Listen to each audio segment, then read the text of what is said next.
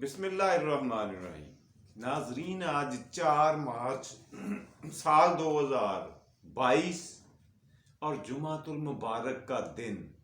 امید ہے آپ کا دن اچھا گزرا ہوگا، آپ خوشگوار موڈ میں ہوں گے، آپ کی صحت اچھی ہوگی، طبیعت اچھی ہوگی انشاءاللہ العزیز بفضل خدا۔ آج کا پہلا سیگمنٹ ہے حسب معمول آج کی کہانی۔ شام کے وقت یہی ہوتا ہے پہلا سیگمنٹ، آج کی کہانی۔ تو جو میں آج آپ کو کہانی سنانے جا رہا ہوں وہ سائز میں بہت چھوٹی ہے، مگر اس میں چھپا ہوا لیسن، مورل لیسن، یعنی اس کا جو لب لباب ہے، اس کا جو حاصل ہے، جو ہمیں سیکھنے کو ملتا ہے وہ بہت بڑا ہے۔ کہانی مختصر چھوٹی سی ننھی منی سی ہے، مگر ذرا غور سے سنیے گا اور اس پہ توجہ بھی کیجیے گا، اور پھر آپ کو پتا چلے گا کہ اس کے اندر کتنی بڑی بات چھپی ہوئی ہے۔ جی، پرانے وقتوں کی بات ہے، کسی پنڈ میں ایک بوڑھی عورت رہتی تھی۔ پنڈ میں پینے کے صاف اور میٹھے پانی کا عدم موجودگی کی وجہ سے سارے لوگ گاؤں سے باہر دور جا کر ایک قدرتی چشمے سے پانی بھر کر برتنوں میں اپنے گھروں میں لاتے اور پھر سارا دن وہی پانی استعمال کرتے تھے، پینے کے لیے بھی، نہانے کے لیے بھی، برتن وغیرہ سارے کاموں کے لیے۔ اس عورت نے جو اپنے گھر میں اکیلے تھی، اس نے اپنے استعمال کے لیے پانی خود بھر کے لاتی تھی۔ عمر رسیدہ تھی، پھر بھی پرانے وقتوں کی عورتیں بھی بڑی جفا کش ہوا کرتی تھی، محنتی اور مشقت کرنے والی ہوا کرتی تھی۔ آج کل تو زمانہ کچھ اور ہو گیا، خیر وہ یہ کرتی تھی کہ اس نے ایک لاٹھی کے ساتھ 2 مٹکے دائیں آگے اور پیچھے باندھے ہوئے تھے، مٹی کے 2 مٹکے، یعنی یا یوں کہہ لیں کہ گھڑے 2 رکھے ہوئے تھے، ان کو رسی کے ساتھ آگے اور پیچھے لاٹھی کے سہارے ان کو ٹیگ کیا ہوا تھا، باندھا ہوا تھا، اور اپنے کندھے پر رکھ کر وہ ان کو خالیوں کو لے کے جاتی اور چشمے سے پانی بھر کر واپس اپنے گاؤں، اپنے گھر آ کر اپنی بھیڑ بکریوں کو بھی، خود بھی پیتی، کھانے پکانے کے کام میں بھی استعمال کرتی۔ جی، تو اس کے جو دونوں مٹکے تھے نا، یا دونوں جو اس کے برتن تھے پانی کے، مٹی کے بنے ہوئے گھڑے، وہ کافی پرانے تھے۔ ان میں سے ایک مٹکا جو تھا یا گھڑا جو تھا وہ تو اپنی اصلی اور بہترین حالت میں رہا، لیکن دوسرا مٹکا جو ہے وہ وقت کے ساتھ ساتھ اپنی مضبوطی کھوتا گیا، اس میں دراڑ آ گئی اور اس میں پانی کی لیکیج شروع ہو گئی، پانی ٹپکنا شروع ہو گیا۔ اب جب وہ بوڑھی عورت چشمے سے پانی لے کر گھر کی طرف چلتی تو گھر پہنچتے پہنچتے اس مٹکے میں، اس گھڑے میں پانی کی مقدار 50% سے بھی کم رہ جاتی تھی۔ اب گھڑوں کی زبان تو کوئی نہیں نہ ہوتی، وہ بولتے تو نہیں نا، لیکن یہاں پہ ہم ان کی گفتگو آپ کو سنوائیں گے، اس کا ذکر کریں گے کہ انہوں نے آپس میں گفتگو کیا کرتے تھے۔ دونوں گھڑے، ایک تو احساس کمتری میں مبتلا ہو گیا وہ گھڑا جس سے پانی لیک ہو جاتا تھا، اور دوسرا جو ثابت اور بہترین حالت میں تھا مٹکا، وہ اسے تانے دینا شروع ہو گیا اور اس کو گھٹیا جاننے لگ گیا، کہنے لگا دیکھو عمر میں ہم تقریباً ایک جیسے ہیں، قیمت ہماری ایک جیسی ہے، ہماری ویلیو وقت میں کوئی فرق نہیں ہے، مگر میری کارکردگی، میری صحت اور میری مضبوطی آج بھی دیکھو، جس کے مقابلے میں تم 0 ہو گئے ہو۔ اب تمہارا مقدر، تمہاری آخری رسومات ہی رہ گئی ہیں۔ सुनते सुनते वो जो जिसमें वो जो खराब घड़ा था उसके दिलो दिमाग पर भी ये बातें असर करने लग गई और उसने खुद को अपने तई सोचना शुरू कर दिया कि वो घड़ा अपनी कारकर्दगी से, अपने काम से काफी हद तक मुतमईन है, तंदुरुस्त है, सेहतमंद है, मजबूत है, मगर मैं अब बूढ़ा हो गया हूं, बीमार हो गया हूं, लागर हो गया हूं। अब मेरी वो इज्जत नहीं रही जो होनी चाहिए और मेरी कारकर्दगी जो बहुत इससे बेहतर हो सकती थी अब वो नहीं रही, इसलिए मैं बेकार सी चीज बन गया। वो कुछ अफसुर्दा रहने लग गया। करते करते सोचते सोचते वक्त था कि गुजरता गया।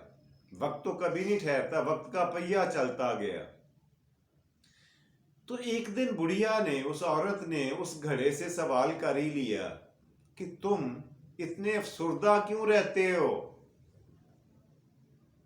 इतने संजीदा, इतने चुप चुप, इतने मगमूम क्यों हो। तो घड़े ने कुछ तो लैतो लाल से काम लिया, लेकिन फिर आखिरी और अपने दिल की सच्ची और असली बात उस औरत को बता दी। तो उसने कहा, बड़ी अम्मा, ये मेरे साथ वाला घड़ा भी तो मेरे साथ ही आया था, बने भी हम इकट्ठे थे, खरीदे भी हम इकट्ठे गए, हमारा साइज भी एक, मट्टी भी एक, उम्र भी एक, कीमत भी एक, मगर उसकी और मेरी कारकर्दगी में अब मैं वो परफॉर्मेंस नहीं दे पा रहा जो अभी वो मेरा साथी दिखा रहा है। अभी भी 100% आपको पानी देता है और मेरी वजह से आपका आधा पानी रास्ते में जाया हो जाता है। आपकी मेहनत रायगा जाने लग गई है मेरी वजह से। आपकी मेहनत और मशक्कत का वो फल जो पूरा घर में पहुंचना चाहिए वो आधा भी नहीं पहुंच पा रहा, इसलिए मैं अफसुर्दा हूं। बूढ़ी औरत ने कहा, अच्छा ये बात है ना, अच्छा तो कल मुझे याद कराना, अगले दिन जब मैं तुम्हें लेके जाऊंगी चश्मे के ऊपर पानी लेने के लिए, तो जरा गौर से देखना, जो जिस रास्ते से मैं आती हूं, कच्ची सड़क के रास्ते से आती हूं, उस सड़क के उस जानब जिधर तुम लटकाए हुए होते हो उधर कितने फल फूल और पौधे हैं, और जिधर ये होता है तंदुरुस्त, सेहतमंद और साबत घड़ा, उधर भी गौर करना, उधर कितनी सब हरियाली और सब्जा है, फूल बूटे उधर कितने हैं, अपनी साइड पे भी गौर करना और उधर भी। यही हुआ जी। उस घड़े ने क्या देखा कि अगले दिन जब उसको बड़ी अम्मा अपने कंधों पे लाद कर ला रही थी, तो जो उसकी साइड पे थी वो पूरे रास्ते पर फूलदार खुशबूदार पौधे उगे हुए थे, और जो दूसरा घड़ा था जो साबत था, अच्छा था, उसकी साइड पे हरियाली का नामो निशान नहीं था। अब जब वापस घर आ चुके तो बड़ी अम्मा ने पूछा घड़े से, मटके से पूछा कि कुछ देखा है। उसने कहा, हाँ माँ जी, बहुत कुछ देखा, मगर मुझे ये तो बताएं कि ये हुआ कैसे। बड़ी अम्मा ने कहा, मुझे पता है तुम्हारा पानी लीक होता था, तो मैंने क्या किया कि तुम्हारे वाली साइड पे फूलदार खुशबूदार पौधों के बीज बिखेर दिए पूरे रास्ते पर। अब वो फूलों के पौधे इसलिए पलकर जवान हो चुके हैं कि तुम्हारे जरिए से गिरने वाला पानी उनको रोजाना सैराब करता है। उनकी आबियारी होती है, उनकी परवरिश होती है। तुम में से गिरने वाला पानी बिल्कुल भी जाया नहीं, एक कतरा भी वेस्ट नहीं होता। वो उन پھولوں کی نشو و نما اور پودوں کی پرورش کے کام آتا ہے، جو پودے تم نے سارے رستے میں دیکھے ہیں۔ اور تمہیں یہ پتا ہے کہ میں ان پودوں میں سے اپنی پسند کے مختلف رنگوں کے، مختلف خوشبوؤں کے پھول توڑ کر، گلدستے بنا کر نہ صرف اپنے گھر میں رکھتی ہوں، بلکہ اپنے رشتہ داروں، عزیز و اقارب اور ہمسایوں کو بھی تحفے کے طور پر پیش کرتی ہوں۔ وہ لوگ یہ تحفہ پا کر بہت خوش ہوتے ہیں اور میرا شکریہ ادا کرتے ہیں، اور سچ پوچھو تو یہ سارا کچھ تمہاری محنت کا، تمہارے عمل دخل کا مرہون منت ہے۔ یہ تمہارے دم قدم سے ہی سارا کچھ ممکن ہوا کہ آج میں کسی دن زیادہ پھول لا کر گاؤں کی دکانوں پر بیچ دیتی ہوں اور اپنی روزی روٹی چلاتی ہوں۔ اور تم نے یہ کیسے سوچ لیا کہ تمہاری کارکردگی، تمہارا وجود بیکار ہے، بے معنی ہے، فضول ہے؟ سنو میری بات یہ ہے کہ اللہ تبارک و تعالی، اللہ سبحانہ و تعالی، اللہ سونے کی بنائی ہوئی کوئی چیز بھی فضول، بیکار اور بے مقصد نہیں ہوتی۔ یہ ہمارا دیکھنے کا انداز ہوتا ہے، یہ ہماری سوچ کا لیول ہوتا ہے کہ ہم کسی کو گھٹیا اور کسی کو اعلیٰ بنا لیتے ہیں یا کہنا شروع کر دیتے ہیں۔ دنیا کی بنائی ہوئی کوئی چیز، میرے سونے اللہ نے جو بنائی ہے، اس کی ہر چیز کام کی ہے، با مقصد ہے، بڑے کام کی چیز ہے۔ ہماری سوچ میں، ہماری نظر میں، دیکھنے والے کی فکر میں، سمجھ بوجھ میں فرق ہو سکتا ہے، اور اسی وجہ سے ہمیں کچھ لوگ بھی گھٹیا دکھائی دیتے ہیں۔ یہ اللہ ہی جانتا ہے۔ علامہ اقبال کا ایک شعر مجھے یاد آ گیا یہاں پہ، وہ میں آپ کو سنا دیتا ہوں۔ علامہ اقبال کہتے ہیں، زاہد نگاہ کم سے کسی رند کو نہ دیکھ۔ زاہد کہتے ہیں پرہیزگار، عبادت گزار بندے کو، اور رند کہتے ہیں گناہگار کو۔